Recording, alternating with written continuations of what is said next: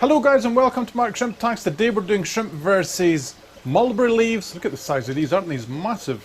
And it's coming right up, so stay tuned. I was sent these leaves by one of my friends on Discord called Jerry.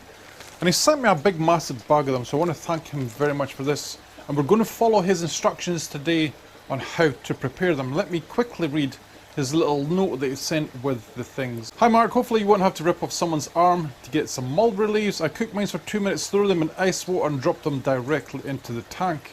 It takes about a day or two before all shrimp devour the leaves. To prepare them for use in the future, cook them for 2 minutes, throw them in ice water. Won't be a problem here in Norway, and freeze them. They defrost almost instantly when adding them back to the tank. Best of luck and see you in the next stream. Thank you very much, Jerry. That's really kind of you to send me this massive bag of mulberry leaves, guys. It's like there's like 2 kilos, maybe 3 mulberry leaves, and they're all huge. Now, so this is the first time I've ever used mulberry leaves in the tank. Mulberry, that's quite the mouthful. So we're going to prepare them the way Jerry says. We're going to add them to boiling hot water. We're going to let it then boil for 2 minutes.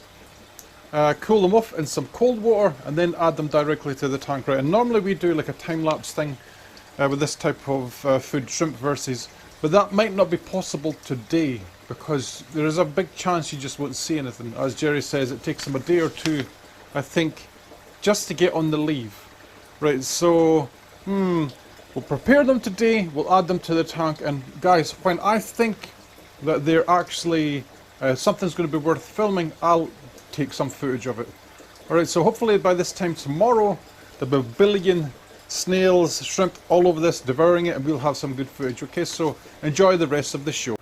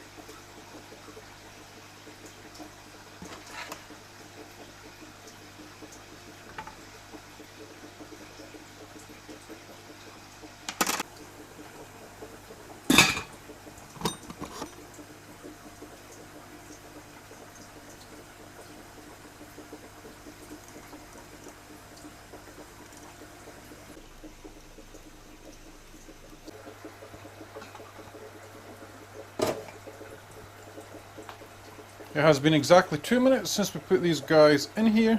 They're still floating, a little bit floating even. There's actually a very nice smell coming off them. It's not too dissimilar to a cabbagey type smell, but with butter. It smells really nice actually. Let them drip. Put them in ice cold water as Jerry said. By the way guys as well, let me know in the comment section below, how do you prepare your mulberry leaves, because I'd be very interested.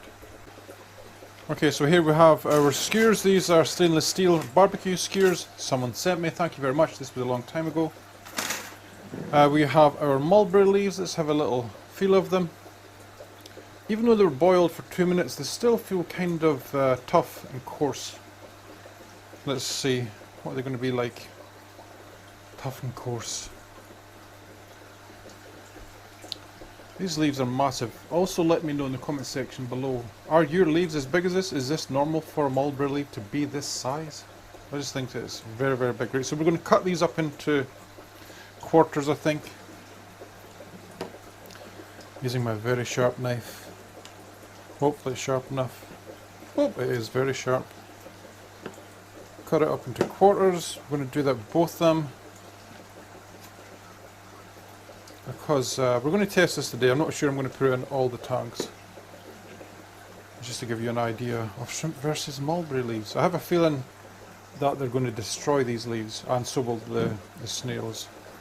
These leaves, if you don't know, were used originally for what they call, guys, silkworms. This is where silk comes from, mulberry leaves.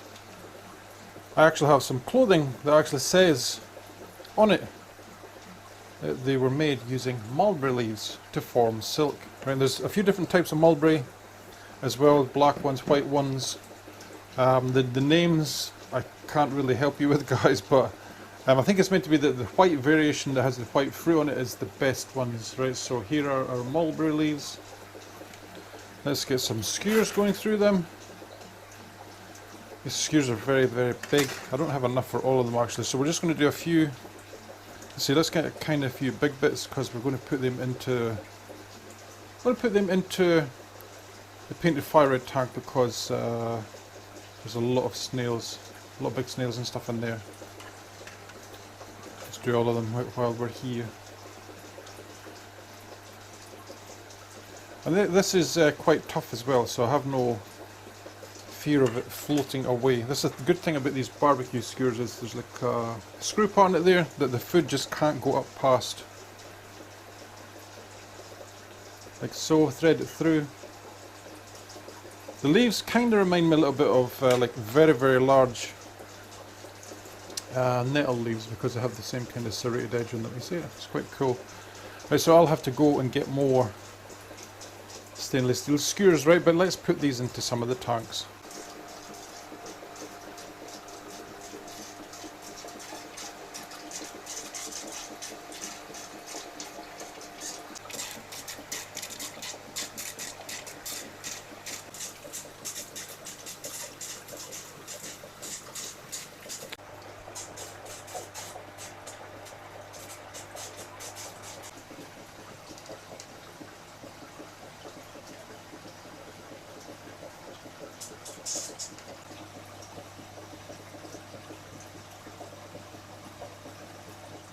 Okay guys, I added a little bit to every single tank.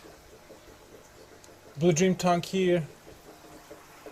I did add a little bit to the Sulawesi tank, but I think it's floated away because they have some food that they're already eating. So this is just a first impression, nothing on this bit. I'm not expecting there to be a lot of shrimp on it at this very early stage either, guys, so don't worry about that. This is a food that is takes a little while longer to break down, but it's very high in calcium. Let's have a look down here. If I can even turn the camera, there you go.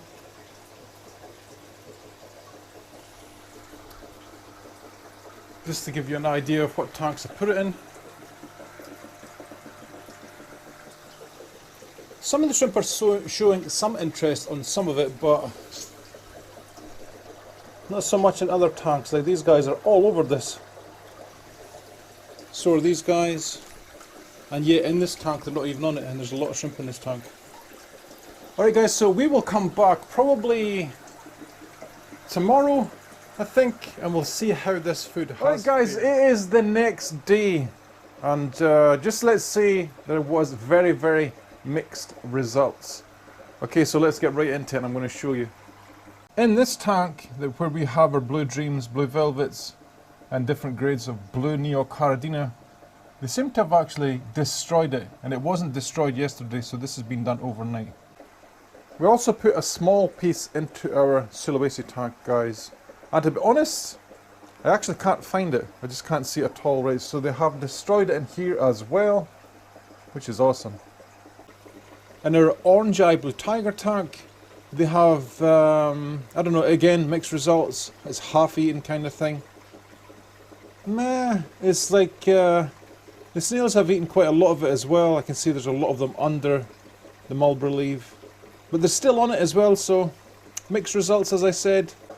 Okay, this is in the mixed bead tank. I think this was the first piece we put in.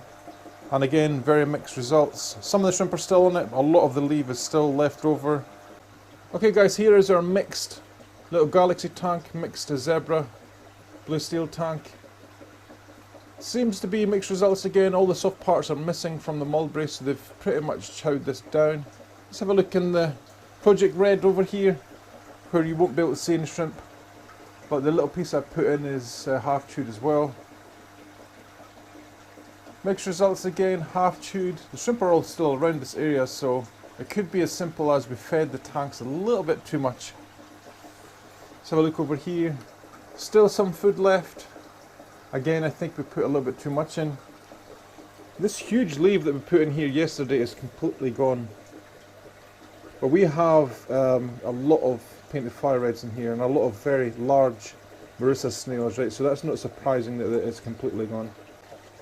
This is the tangerine tiger tank. You can see the skeletal structure just in the back there. But they've eaten most of it. This one over here is the red zebra pintos. And guys, it is quite interesting. They haven't eaten this at all. So all the other tanks, this one has a lot of shrimp in it. And they've not eaten it at all. Very interesting. Let's go up to our mixed tangerine tiger Michelin slash crystal black tank. They have more or less destroyed this as well. It's just the skeletal structure that is left.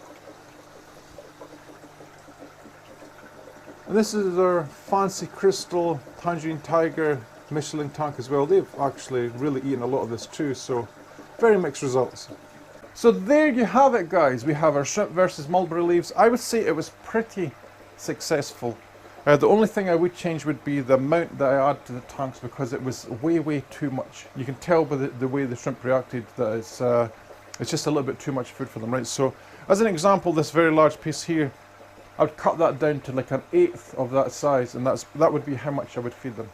Right, so what we're going to do next, guys, is we're going to go to macro photography, shooting video, music, because I know you guys love that. And guys, I want to say thank you for watching. If you haven't subscribed, then please do.